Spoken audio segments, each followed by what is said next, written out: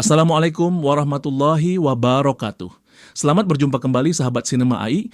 Tahukah Anda ada 3 perang besar di zaman penjajahan Belanda yang menimbulkan kerugian material terbesar yang pernah ada bagi Belanda? Apa saja itu? 1. Perang Jawa tahun 1825 sampai 1830. Dimulai dengan Perang Jawa, konflik besar yang dipimpin oleh Pangeran Diponegoro. Dalam perang ini, Belanda harus menghadapi perlawanan sengit selama 5 tahun. Diponegoro memanfaatkan taktik gerilya yang membuat Belanda mengerahkan lebih dari 200.000 tentaranya. Jumlah yang luar biasa besar saat itu. Biaya perang ini mencapai 25 juta gulden atau setara kurang lebih kisaran 4-15 triliun rupiah. Sebuah angka yang sangat amat besar di saat itu sehingga meruntuhkan keuangan kolonial Belanda. Namun pengkhianatan akhirnya membuat Diponegoro ditangkap mengakhiri perang yang melumpuhkan. 2. Perang Aceh tahun 1873 sampai 1914. Perang Aceh salah satu konflik terpanjang yang pernah dialami Belanda di Indonesia. Aceh yang dikenal sebagai Serambi Mekah bertahan lebih dari 40 tahun melawan penjajahan. Biaya perang ini begitu tinggi hingga mencapai kurang lebih 250 juta gulden atau sekitar 37 sampai 80 triliun rupiah. Bisa Anda bayangkan betapa besarnya biaya yang harus dikeluarkan Belanda sehingga memaksa Belanda harus menaikkan pajak di wilayah lain untuk membiayainya.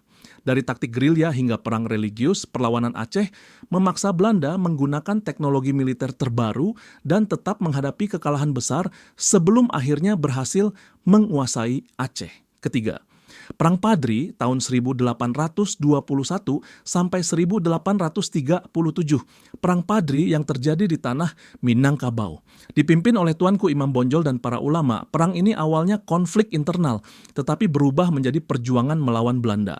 Dengan semangat jihad dan persatuan adat serta agama, rakyat Minangkabau berhasil memberikan perlawanan selama 16 tahun. Untuk mengatasi perlawanan ini, Belanda menghabiskan banyak dana, kurang lebih 25 juta gulden, atau kisaran 4-15 triliun rupiah saat ini, dan juga tenaga yang seharusnya digunakan untuk daerah lain. Jika ditotal, kerugian finansial Belanda dari ketiga perang ini mencapai sekitar 300 juta gulden, belum termasuk dampak ekonomi jangka panjang seperti penurunan pendapatan dari hasil bumi dan pajak. Korban jiwa di pihak Belanda juga mencapai lebih dari 50.000 tentara, sedangkan korban di pihak pribumi mencapai ratusan ribu jiwa. Kerugian ini menjadi salah satu alasan Belanda memperketat penguasaan ekonomi di Hindia Belanda melalui sistem tanam paksa dan kebijakan eksploitasi lainnya demi memulihkan keuangan mereka. Ciri utama sistem tanam paksa adalah 1. Kewajiban menanam tanaman ekspor. Petani Indonesia diwajibkan menggunakan 20% dari tanah pertanian mereka untuk menanam tanaman ekspor yang laku di pasar dunia seperti kopi, gula, nila, teh, tembakau, dan cengkih. 2. Setoran hasil panen dari tanaman tersebut harus diserahkan kepada pemerintah kolonial Belanda, biasanya dengan harga yang jauh lebih rendah dari nilai pasar.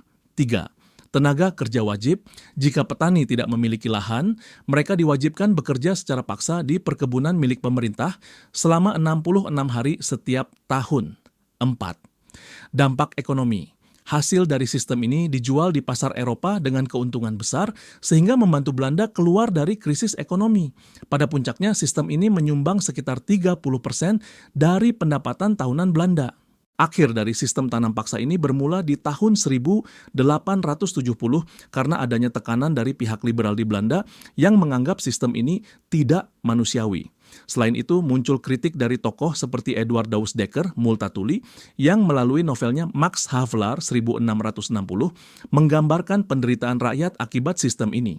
Sebagai penggantinya, Belanda memperkenalkan sistem ekonomi liberal yang memberi peluang kepada perusahaan swasta untuk mengeksploitasi sumber daya Indonesia yang kemudian dikenal sebagai era perkebunan besar. Namun, eksploitasi terhadap rakyat tetap berlanjut.